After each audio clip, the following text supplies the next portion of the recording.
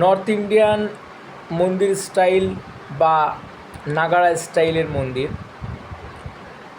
তো সবার নিচে আমরা দেখতে পাচ্ছি একটা উঁচু বেস, যেটা কিনা মন্দিরের বাইরের যে অঞ্চলগুলো তার তুলনায় উঁচু হবে। একটা পবিত্র ফিলিং আনার জন্য একটা উঁচু বেসের উপর পুরো মন্দিরটাকে প্রতিষ্ঠা করা হয়। এই বেসটাকে বলা হয় হচ্ছে আদি স্থান। এটা নাগাড়া স্টাইলের একটা স্যালিয়েন্ট ফিচার, এটা মাস্ট, এটা থাকতেই হবে। আর তার ওপরে থাকবে হচ্ছে মন্দিরের মূল অংশ, যেটা মানে উপরে পুরো মন্দিরটাই থাকবে। তো মন্দিরের মূল অংশ যেটা, তাকে বলা হয় গর্ভগৃহ। এটাও নাগাড়া স্টাইলের একটা স্যালিয়েন্ট ফিচার, এটা থাকতেই হবে। এই গর্ভগৃহে হচ্ছে মূল দেবদেবীর মূর্তি স্থাপিত থাকে, প্রতিষ্ঠিত থাকে। তো গর্ভগৃহের ওপরে আমরা দেখতে পাচ্ছি একটা ডোম,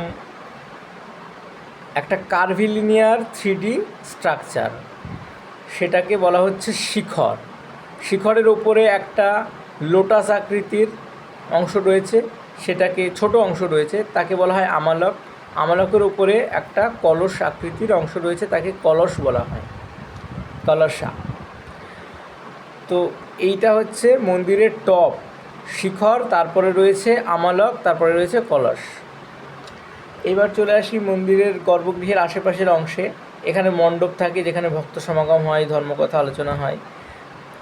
আর এখানে এন্ট্রান্সে কোনো গোপুরম লাইক স্ট্রাকচার নেই, কিছু কিছু ক্ষেত্রে সিঁড়ি থাকতে পারে।